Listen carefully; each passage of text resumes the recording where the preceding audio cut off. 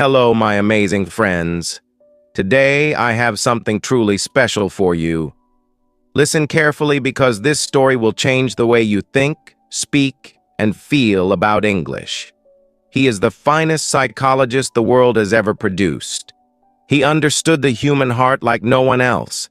You must have heard about Romeo and Juliet, Hamlet, Macbeth, and Othello. These are not just stories, they are mirrors of life, love, power, betrayal, ambition, everything that makes us human, he captured in his words. His influence is so great that English itself would not be the same without him. Many words, phrases, and ideas we use today came from his brilliant mind. But how did he become William Shakespeare, the greatest writer in history? He was not born into a rich or powerful family. He did not go to a grand university. Yet he became the most famous name in literature. So, if you are learning English today, if you struggle with words, if you wonder how to express yourself, this story is for you. Because Shakespeare himself started as an ordinary boy, just like anyone else. This is a story of struggle, passion, and unstoppable creativity. So, sit back, listen carefully, and enjoy. This will not only improve your English listening skills, but also fill you with inspiration. It was a cold April day in the year 1564. In a small English town called Stratford-upon-Avon, a baby boy was born. His parents, John and Mary Shakespeare, held him close, never knowing that their son would one day change the world. His name was William Shakespeare. Stratford-upon-Avon was not a big city. It was a quiet town with narrow streets, wooden houses, and a river flowing gently through it. People lived simple lives, working as farmers, traders, and craftsmen. William's father, John Shakespeare, was a glove maker. He made fine leather gloves and sold them in the town market. He was a hard-working man, respected in the community. His mother, Mary Arden, came from a wealthy farming family. She was kind, strong, and full of love for her children. William was the third of 8 children. The house was always noisy with laughter, chatter, and the sounds of daily life. But William was different. He was curious. He observed everything. He listened to how people spoke, how they laughed, how they cried. He didn't know it yet, but this curiosity would one day make him the greatest playwright of all time. In those days, there were no televisions, no phones, no internet. People entertained themselves with stories. Traveling actors would come to town and perform plays in the streets. Young William would watch in amazement, his eyes wide with excitement. He loved listening to old legends, folk tales, and heroic stories from history. Each story made his imagination stronger. At the age of 7, William started school. The school was a small, simple building with wooden benches and a strict teacher. But what he learned there would shape his destiny. He studied Latin, history, poetry, and literature. Latin was the language of scholars, and young William became quite good at it. He read the great stories of ancient Rome and Greece. He discovered writers like Ovid, Plutarch, and Virgil. Their words stayed with him, inspiring his future plays. But William wasn't just a bookworm. He loved nature. He would walk through the green fields, watch the river, and listen to the sounds of birds. He played with his friends, ran through the streets, and enjoyed life like any other boy. Yet, there was something inside him, a deep hunger for words, stories, and meaning. Just when life seemed normal, trouble struck. William's father, once a respected businessman, started facing financial problems. He had borrowed money for his business, but things were not going well. This meant the family had less money. It was a difficult time. There were even days when they struggled to buy food. William saw the stress in his father's eyes, the worry in his mother's voice. He knew that life was uncertain, but instead of feeling hopeless, he observed everything.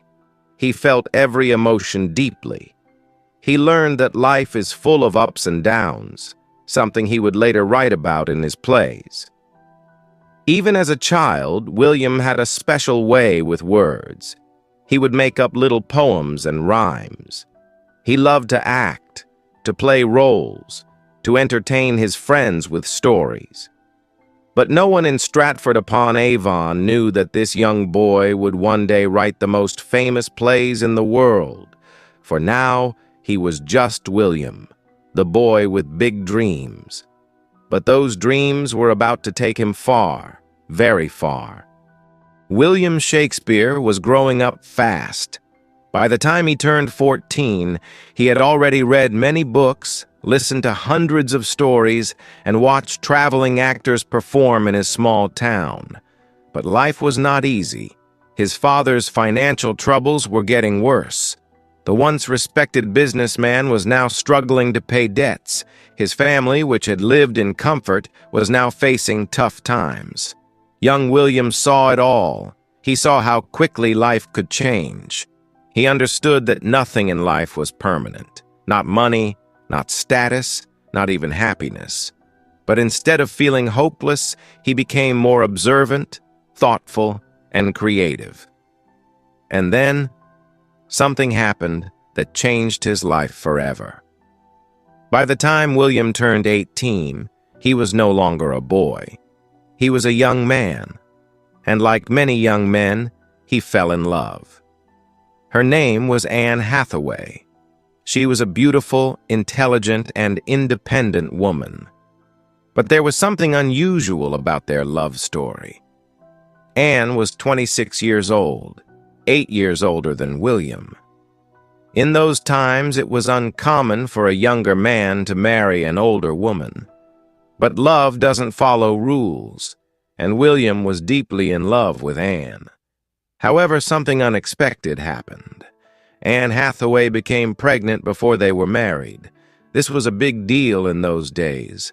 Society was very strict about such matters, and a child born outside of marriage would bring shame to both families.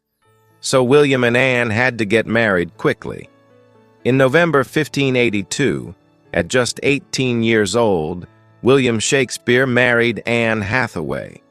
He was still a young man trying to find his way in life, and now he was about to become a father.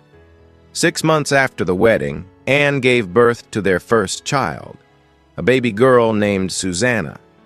2 years later, in 1585, Anne gave birth to twins, a boy, Hamnet, and a girl, Judith. At just 21 years old, William Shakespeare was a husband and a father of 3 children. Life was moving fast. But there was one problem. How would he support his family? His father's business was still struggling, and William had no stable job. He knew he had to find a way to make money. But what could he do? He had no interest in working as a glove maker like his father. He had no land, no title, no fortune. But he had words. He had stories. He had a burning desire to create. The mysterious lost years, 1585 to 1592.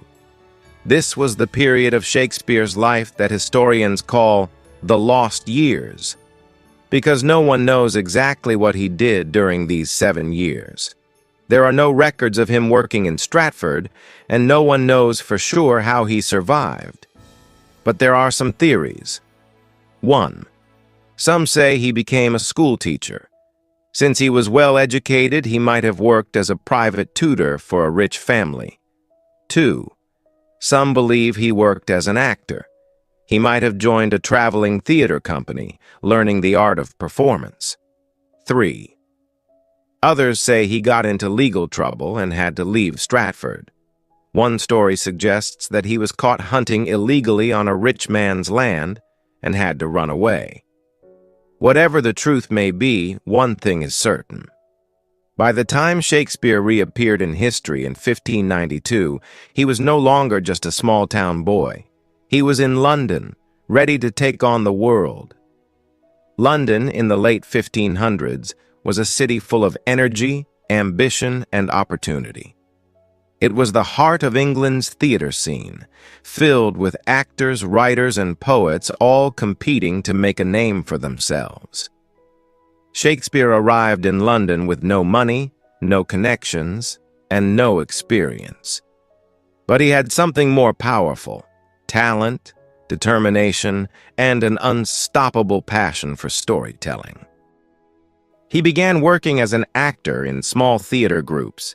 He studied everything: the way people spoke, how they moved, how they expressed emotions, and soon he started writing his own plays. At first, he wrote simple, entertaining plays to make people laugh. But as time passed, he realized he could do more. He could write plays that made people think, feel, and question life itself. By 1592, Shakespeare was becoming well known in London's theater world. But not everyone liked him. A famous playwright named Robert Greene insulted him in a letter, calling him an upstart crow, meaning a nobody who was trying to act like a great writer. But Shakespeare didn't let it stop him. Instead, he worked harder.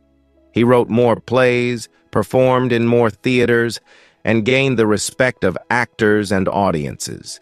Then, in 1593, something terrible happened.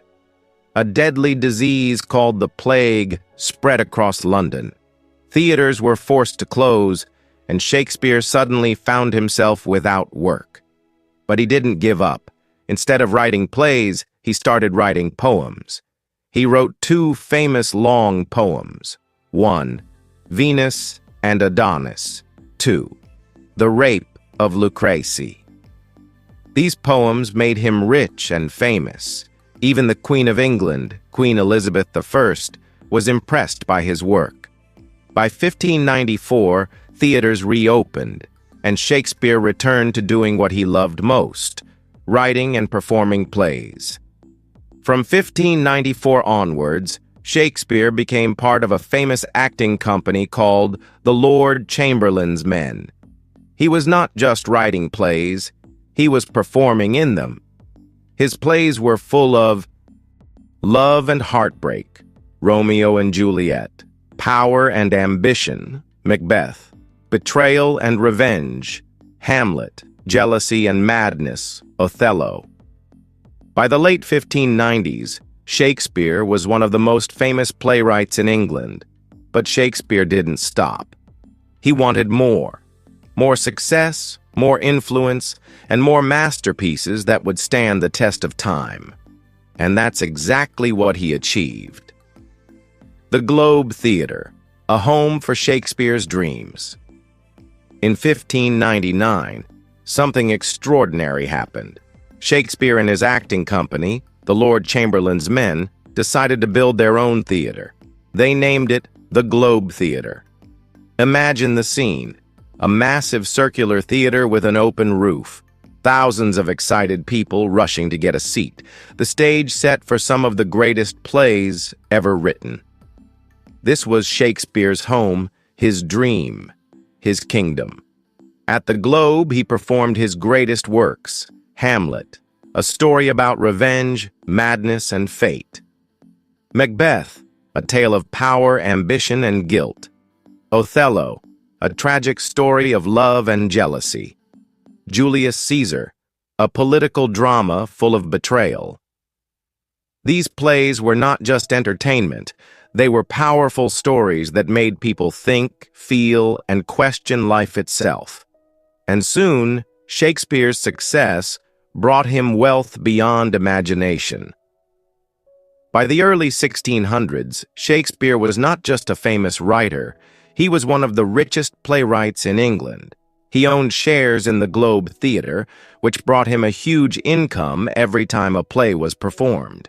He earned money from published plays and poems which were sold all over England.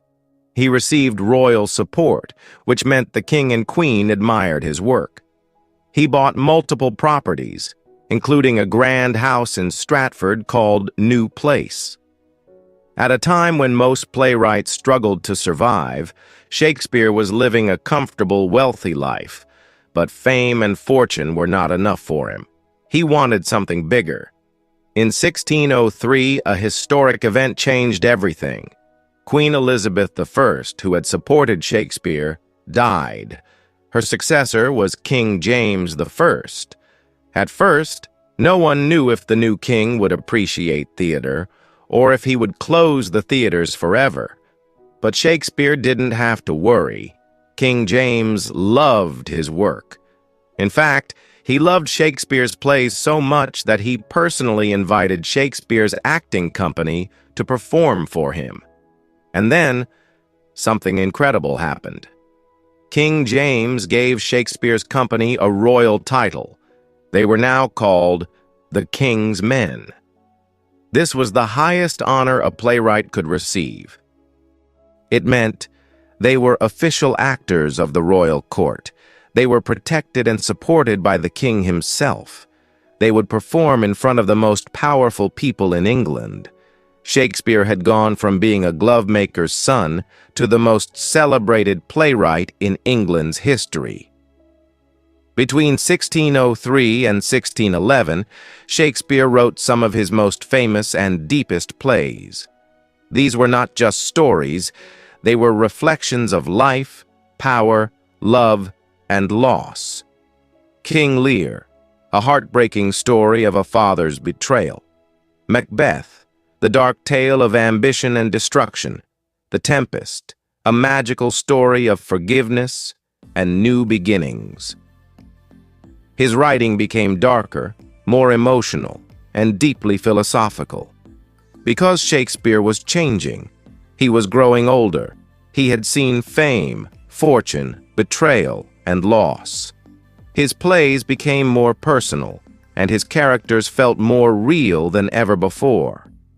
By 1611, Shakespeare had achieved everything he had ever dreamed of. He was famous, he was rich, he was respected by kings and nobles. William Shakespeare had lived a life beyond imagination. He had gone from a small-town boy in Stratford to the most famous playwright in history. He had written tragedies, comedies, and histories that changed the way people thought about life, love, power, and fate. He had performed for kings and queens and became one of the richest and most respected men of his time. In 1613, Shakespeare made a decision that surprised everyone. He retired. For years, he had lived in London, writing, acting, and directing plays. But deep inside, he missed home. He missed the quiet streets of Stratford. He missed the green fields and rivers. And most of all, he missed his family. So, he packed his things and returned to New Place, his grand house in Stratford. Here, he planned to spend the rest of his life in peace. He would wake up early in the morning and walk around his gardens, enjoying the beauty of nature. He would sit by the fireplace, reading books and thinking about the life he had lived. He would spend time with his daughters, Susanna and Judith, talking about life, love, and the future. Sometimes visitors from London would come to see him, asking for his advice on plays and poetry. But even though he had retired, his mind was still full of stories. People say that even in his final years, he would sit for hours, lost in his thoughts, whispering words of poetry to himself. In 1616, something unexpected happened. One day, Shakespeare attended a dinner party with his friends. It was a joyful evening. Laughter, wine, and conversation filled the room. But soon after, Shakespeare fell ill. Some say it was a fever. Some say it was a disease caught from the cold weather. No one knows for sure. But within days, his health declined rapidly. His family and friends gathered around him, knowing that the greatest writer in history was leaving this world. On April 23, 1616, at the age of 52, William Shakespeare breathed his last breath. The world had lost a genius, but his words would never die. Before his death, Shakespeare wrote a few lines that would be his final words to the world. He knew that after his death, people might move his body from his grave. So he wrote an epitaph, a short poem warning anyone who tried to disturb his rest. Good friend, for Jesus' sake forbear to dig the dust enclosed here. Blessed be the man that spares these stones, and cursed be he that moves my bones. Even in death, his words were powerful and eternal. When Shakespeare died, Stratford fell silent. People gathered at Holy Trinity Church, the place where he was baptized as a baby, to say their final goodbyes. The church was filled with people, actors, writers, family, friends, and simple townsfolk who had known him since childhood. Tears were shed, prayers were whispered, and his body was laid to rest in the very town where he was born. No grand monuments, no golden tombs, just a simple grave marked with his own words. But little did the world know, this was just the beginning of his legacy. Shakespeare's body may have been buried, but his words refused to die. His plays continued to be performed. His books continued to be read. His name continued to be spoken. Years passed, then decades, then centuries. And yet, Shakespeare remained alive in the hearts of people across the world. His works were translated into every language on earth. His stories inspired millions of writers, filmmakers, and poets. His words became a part of everyday speech with phrases like, "to be or not to be," "all the world's a stage," "a rose by any other name would smell as sweet." His life was a proof that words have power, power to inspire, power to heal, power to change the world. Even today, over 400 years later, Shakespeare is still everywhere. His plays are performed in theaters across the world. His books are studied in schools and universities. His words appear in movies, songs, and speeches, because Shakespeare understood human nature better than anyone else. He wrote about love, betrayal, ambition, jealousy, fate, and dreams, things that every human being can relate to. He showed us that love can be beautiful, but also tragic. Romeo and Juliet. Power can corrupt even the strongest hearts. Macbeth. Betrayal can come from those closest to us. Julius Caesar. Life is full of uncertainty and mystery. Hamlet. His stories remind us who we are and who we can become. If Shakespeare were alive today, he would have one message for you.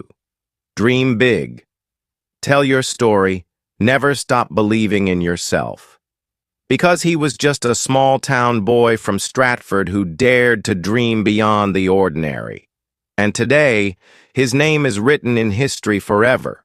William Shakespeare's life may have ended, but his story will never end. And now, it is in your hands. His words are yours to read, to learn, and to share with the world. My amazing friends, you have a dream, right? Maybe you want to be a writer, an actor, a speaker, a leader, a creator, someone who leaves a mark on this world. But sometimes fear stops you. People doubt you. You feel like giving up. Let me tell you something powerful today.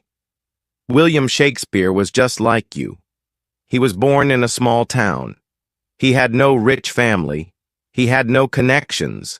No one believed he would be famous. But he had one thing, a dream. And that dream changed the world. Now it's your turn. You have a fire inside you. You have a story to tell. You have a voice that matters. Don't let fear stop you. Don't let people tell you you can't do it. Because the truth is, You can. You are stronger than you think. You are greater than you believe. You are one step away from changing your life forever. So, my friends, never stop chasing your dream. Start today. Work hard. Never give up. And one day, just like Shakespeare, your name will be remembered. Now, if this story inspired you even a little bit, then like this video so I know you felt the power of this message. Comment below. Tell me what's your dream. Let's inspire each other. Subscribe and hit the bell icon because we are on a journey of learning, growing, and becoming unstoppable together. My amazing friends, your future is waiting for you. Go and make history. And always remember, it is not in the stars to hold our destiny, but in ourselves. William Shakespeare. And maybe, just maybe, you are the next great storyteller the world is waiting for. See you in the next video. Stay inspired. Stay unstoppable.